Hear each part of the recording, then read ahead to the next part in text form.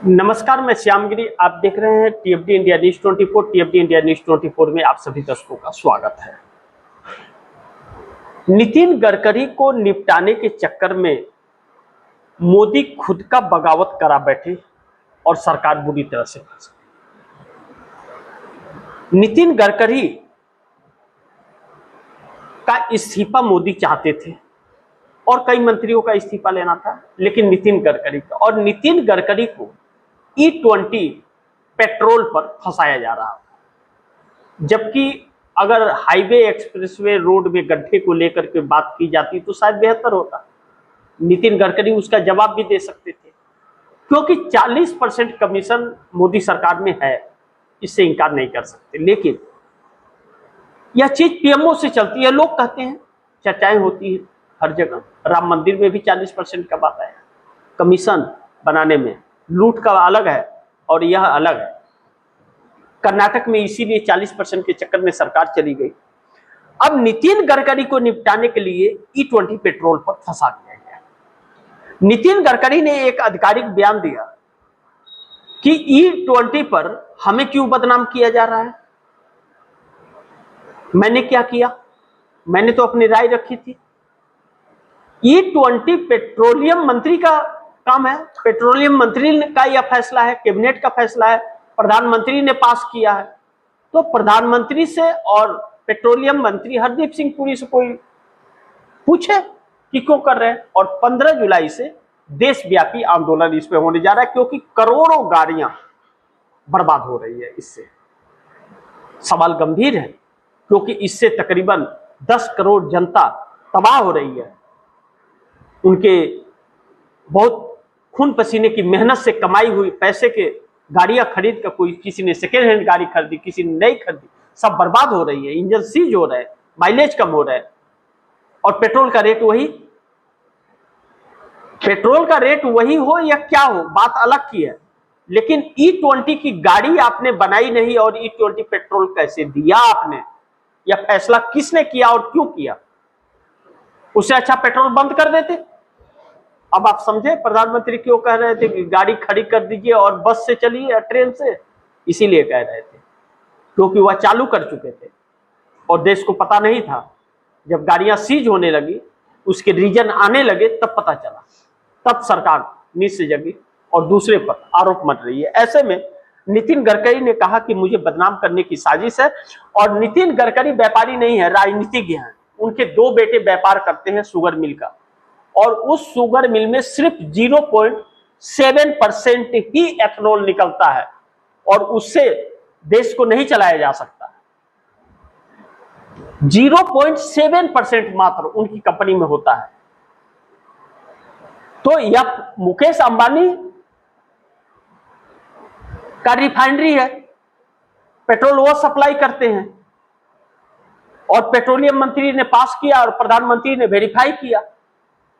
तो पूरे देश के शुगर मिल से वह जाता है। तो वह प्रधानमंत्री नरेंद्र मोदी और इन लोगों को, अब ऐसे में क्या हुआ कि आरएसएस और भाजपा के अंदर बगावत हो गया है। नितिन गडकरी आरएसएस के हैं, मोदी भी आरएसएस के हैं, लेकिन मोदी आरएसएस पर कब्जा करना चाहते थे। अब आरएसएस बड़ी मजबूती से खड़ा हो गया, और अमित शाह के प्रधानमंत्री बनने का सपना इसलिए खत्म हो रहा है क्योंकि 240 में 104 जो दूसरे दल के आए हुए नेता हैं वह तो मोदी के साथ हैं, लेकिन 136 नेता भारतीय जनता पार्टी के मोदी के खिलाफ खड़े हो जाएंगे। अब मोदी फंस गए। ऐसे में सी वोटर के सर्वे ने सबकी नींद उड़ा दी। सी वोटर का सर्वे कहता है, राम मंदिर चढ़ावा चोरी पर सी वोटर्स ने जून के तीसरे हफ्ते में यह सर्वे किया कि क्या राम मंदिर चोरी से जो बेहद गुस्सा है आम व्यक्ति, उससे सरकार पर कोई फर्क पड़ेगा चुनाव में? तो सिर्फ एनडीए गठबंधन के जो वोटर्स हैं उनका बात कर रहा हूं। हर विपक्ष के वोटर का अलग राय है, अन्य वोटरों का अलग राय है, भारतीय जनता पार्टी के वोटरों का अलग राय है। मैं एनडीए सहयोगी दलों के साथ भाजपा इंक्लूज का बात कर रहा हूं। 66.4% लोगों ने कहा कि बहुत गंभीर मामला है यह। 9.6% लोगों ने कहा कि काफी गंभीर है और 10.8% लोग मान रहे हैं कि थोड़ा गंभीर तो है, लेकिन 4.4 लोग कह रहे हैं कि बहुत ज्यादा गंभीर नहीं है, यह तो होते ही जाते रहता है। यानी कि 86.8% जनता गंभीर मानने वाले हैं कि नहीं, राम मंदिर चढ़ावा में यह चोरी हुआ है और यह सही नहीं है। और कुछ कह रहे हैं कि अगर आरोप सही हुए तो क्या उत्तर प्रदेश सरकार के बारे में आपकी राय बदल जाएगी? आप भाजपा को हरा दोगे चुनाव या वोट करोगे? ऐसे में भारतीय जनता पार्टी के एनडीए के वोटर कह रहे हैं कि हां, 43.8% कह रहे हैं कि हां, वोट नहीं करेंगे हम, क्योंकि जो मंदिर में चोरी कर सकता है वह देश को भी लूट रहा है। कैसे विश्वास करें कि नहीं लूट रहा है? जो कैडर वोटर है, जो किसी को और वोट नहीं देते, सिर्फ इन्हीं लोगों को देते हैं। और 32.6% लोग कहते कि नहीं, सरकार पर कोई फर्क नहीं पड़ेगा, लेकिन उस वक्त देखेंगे कि उस वक्त रुख क्या रहता है। यानी कि श्योर नहीं है कि यह भाजपा को देंगे। अभी इसका क्या रिजल्ट आ रहा है वह देखने का इंतजार कर रहे हैं। कितना? 32.6%। और 24.8% कह रहे हैं कि अभी कुछ कह नहीं सकते। यानी कि यह 86.8% जनता इनके खिलाफ हो चली। अब दूसरा बड़ी महत्वपूर्ण बिंदु है कि भूपेंद्र यादव के मंत्रालय में 4 इस्तीफे। अमर सिंह प्राइवेट सेक्रेटरी, आयुष शरण, शैलेश सिंह, सिद्धार्थ यादव, इन चारों का इस्तीफा। इसके बाद में 9 और इस्तीफे हुए, टोटल 13 इस्तीफे। इस सरकार के अंदर खाने बहुत बड़ा एक भूचाल सी परिस्थिति आई। अब यह समझना जरूरी है कि जब 240 सांसद भारतीय जनता पार्टी के और 104 दूसरे दलों के आए हुए लोग हैं तो वह मोदी के साथ हैं, और 136 जो ओरिजिनल भाजपाई हैं और आरएसएस के जुड़े हुए हैं, तो आरएसएस को टारगेट, आरएसएस के लोगों को हटाने से 136 वह सांसद मोदी के खिलाफ कभी भी खड़े हो जाएंगे। यानी कि 136 सांसदों ने नींद उड़ा दी है। एक कहां 362 जुगाड़ करने निकले थे, 136 के फेर में पड़ गए सांसदों के मोदी। अब दूसरा महत्वपूर्ण बिंदु है कि इंडिया गठबंधन के एक एक क्षेत्रीय दल भारतीय जनता पार्टी से कंप्रोमाइज करने लगे हैं। राहुल गांधी ने इंडिया गठबंधन से किनारा कर लिया। अब राहुल, कांग्रेस के 99 सांसद यह लगातार एक्टिव हैं। अब तेजस्वी यादव ने किनारा किया, बिहार के अंदर बिना किसी से राय मशवरे के प्रत्याशी खड़ा कर दिया महागठबंधन पर। कांग्रेस इसको लेकर के रुख साफ हो गया कि हम इनके साथ नहीं हैं। बाकी के दलों से भी राय मशवरा नहीं लिया। यानी कि तेजस्वी यादव थोड़ा बहुत स्पीड में है और कर कुछ नहीं पा रहे हैं, नाम खराब कर ले रहे हैं। अगर ऐसे ही चलता रहा तो फिर समस्या खड़ी होगी आरजेडी के लिए। कांग्रेस को इससे कोई फर्क नहीं पड़ता। कांग्रेस और नीतीश कुमार का गठबंधन होने के चांसेस बहुत ज्यादा है बिहार में। अब कहा यह जा रहा है कि लैंड फॉर जॉब मामले में तेजस्वी यादव 2024 लोकसभा चुनाव में भी कंप्रोमाइज थे, विधानसभा चुनाव में भी कंप्रोमाइज थे, और अभी भी भारतीय जनता पार्टी के कहने पे वह खड़ा हुए, क्योंकि कहीं ऐसा ना हो कि प्रशांत किशोर चुनाव जीत जाए। इसलिए भाजपा का वोट भाजपा को मिलेगा, जो प्रशांत किशोर के वोट हैं या दूसरे दल जो उनको समर्थक है उसके वोट को काटने के लिए क्या बिहार की जनता को भी यह ध्यान रखना चाहिए कि आरजेडी किस तरह का काम अब कर रही है। ऐसे में कांग्रेस में मंथन भी चल रहा है और राहुल गांधी इंडिया गठबंधन से अलग होकर के अपना चल ही रहे शुरू से इंडिया गठबंधन उनके साथ आया ही नहीं, और इंडिया गठबंधन कहीं नजर नहीं आ रहा। इंडिया गठबंधन का नाम लेना भी पाप हो गया अब तो, क्योंकि शरद पवार भी एकनाथ शिंदे से जाकर के सम्मान ले रहे थे, और सम्मान लेते लेते सम्मान दे देंगे 8 सांसदों का, क्या फर्क पड़ता है। तो यह भारतीय जनता पार्टी के षड्यंत्र है जो कर रही है। जब इंडिया गठबंधन यह जानती है कि यह सरकार सही नहीं है, संकट में है, तो इसे बचाने के लिए यह अब इन लोगों के साथ जा रहे हैं। तेजस्वी, शरद पवार जैसे लोग, यही लोग सबसे बड़े गद्दार इंडिया गठबंधन के अंदर थे, जो इंडिया गठबंधन को कमजोर कर रहे थे और नरेंद्र मोदी को सपोर्ट कर रहे थे, जिसकी वजह से मोदी की सरकार नहीं गई। नहीं तो कांग्रेस ने कई बार नीतीश और नायडू को पीएम का ऑफर दिया था, लेकिन यह लोग एक नहीं हुए। इंडिया गठबंधन के अंदर खोट था, और यह सारी चीजें अब सामने आ गई, और कांग्रेस इसीलिए एकल चलती थी अपनी रणनीति के ऊपर। अब कांग्रेस के 99 सांसद जो हैं वह भारी पड़ रहे हैं,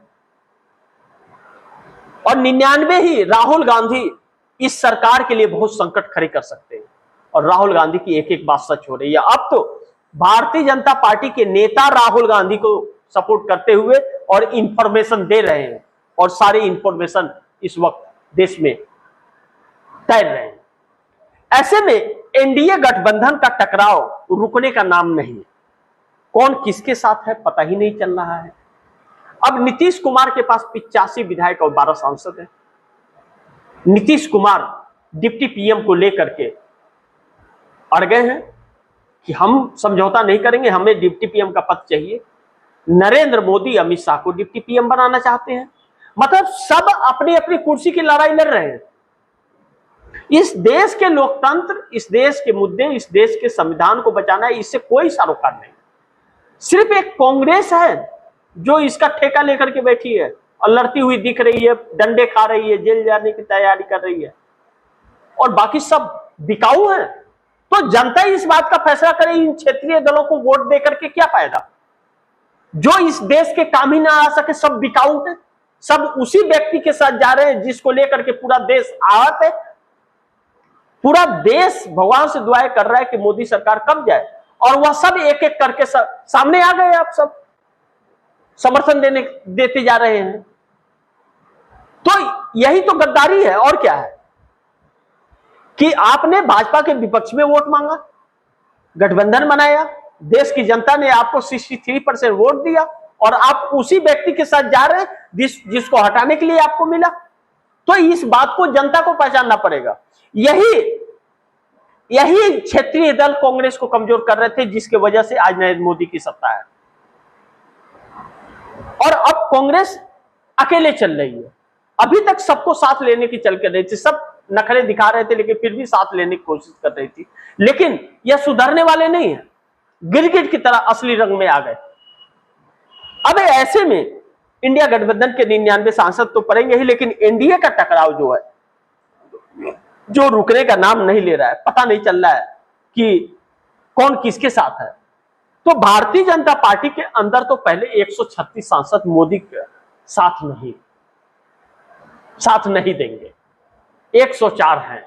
अब मोदी अगर चाहेंगे कि नितिन गडकरी को हटा दे या धर्मेंद्र प्रधान को हटा दे, तो 136 सांसद बगावत कर जाएंगे मोदी का, वह साथ नहीं देंगे, क्योंकि वह आरएसएस के अनुयायी है, और भाजपा का फैसला आरएसएस करता है। पार्टी के संगठन पर उसका पकड़ होता है, और नरेंद्र मोदी अपनी पकड़ बनाना चाहते। अब नरेंद्र मोदी यहां बुरी तरह से फंस गए। अब चंद्रबाबू नायडू के 18 सांसद, यह भी अब बहुत ज्यादा सक्रिय हो चले हैं। चंद्रबाबू नायडू भी अपने भविष्य को लेकर चिंतित है, नीतीश कुमार भी चिंतित है, और वादा खिलाफी लगातार हो रही है। इतने के बावजूद भी वादा खिलाफी कर रही है, पता नहीं ये हिम्मत कहां से आता है। अकड़ कम नहीं, कहते हैं कि रस्सी जल गई ऐंठन नहीं गया, वही हाल है, रस्सी जल गई है ऐंठन नहीं गया अभी तक। अब इन सब के बीच भारतीय जनता पार्टी ही मोदी का फैसला करेगी, या आरएसएस मोदी को पीएम पद से हटा करके दम लेगा। अभी जैसा मैंने आप दर्शकों को कहा कि नरेंद्र मोदी 362 सांसद के चक्कर में थे। यह कि पार्लियामेंट सेशन में डिलिमिटेशन, 1 नेशन 1 इलेक्शन बिल लाएंगे, और मुख्यमंत्रियों को जेल में डालने वाला 30 दिन का कानून लाएंगे। 2/3 बहुमत की जरूरत है, 362 सांसदों की जरूरत है, 360 मान लीजिए। अब 360 तो हुए नहीं, 362 तो हुए नहीं, 136 दगा दे गए। ये 136 सांसद दगा दे रहे हैं ना, और 30 सांसद एनडीए गठबंधन के आपके साथ नहीं है। तो ऐसे में मोदी सरकार कैसे टिकेगी? यह जानते हुए भी क्यों पंगे ले रही? यही बात चंद्रबाबू नायडू ने कहा था कि एनडीए गठबंधन की सरकार है, आप मिनिमम कॉमन प्रोग्राम बनाओ और उस पर काम करो, हर कोई आपके साथ रहेगा उस मुद्दे पर। जब आपकी पूर्ण बहुमत की सत्ता आएगी तो आप अपना एजेंडे चला लेना। लेकिन नरेंद्र मोदी तो मोदी ठहरे, नरेंद्र मोदी कुछ नहीं कर सकते। देश खत्म हो जाए, डूब जाए, बिक जाए, फर्क नहीं पड़ता, अपना मनमानी करेंगे और ज्ञान कुछ है नहीं। अब ऐसे में 136 माफ कीजिएगा, 136 सांसद मोदी से दगा कर जाएंगे अगर नितिन गडकरी और धर्मेंद्र प्रधान को इस्तीफा लेने की कोशिश भी मोदी ने की तो प्रधानमंत्री की कुर्सी नहीं बचेगी और उतना एनडीए में इकट्ठा नहीं कर पाएंगे मोदी। उसके लिए पूरा विपक्ष को समाहित करना पड़ेगा और वह पॉसिबल अब नहीं है। ऐसे में मोदी सरकार संकट में है। 99 सांसदों ने कांग्रेस के भी डाल दिया और 136 सांसद भाजपा के, ओरिजिनल भाजपा के 136 सांसद और 99 सांसद कांग्रेस के, इन सांसदों ने मोदी को झकझोर दिया। अब ऐसे में मोदी कितने दिन और प्रधानमंत्री? नितिन गडकरी के एक बयान में नरेंद्र मोदी के हर खेल को खराब कर दिया है और असलियत को ला करके सामने रख दिया। बाकी आप दर्शक क्या सोचते हैं? आप दर्शकों की क्या राय है, क्या सुझाव है, कमेंट बॉक्स में जरूर दीजिएगा। इस खबर को ज्यादा से ज्यादा शेयर कीजिएगा, अपने दोस्तों को भी कहिएगा आगे शेयर करें। और आपने केपीटी इंडिया न्यूज़ 24 को सब्सक्राइब नहीं किया, सब्सक्राइब कर लीजिए, अपने दोस्तों को भी कहिएगा सब्सक्राइब करें। मिलते हैं अगली खबर के साथ, तब तक के लिए नमस्कार।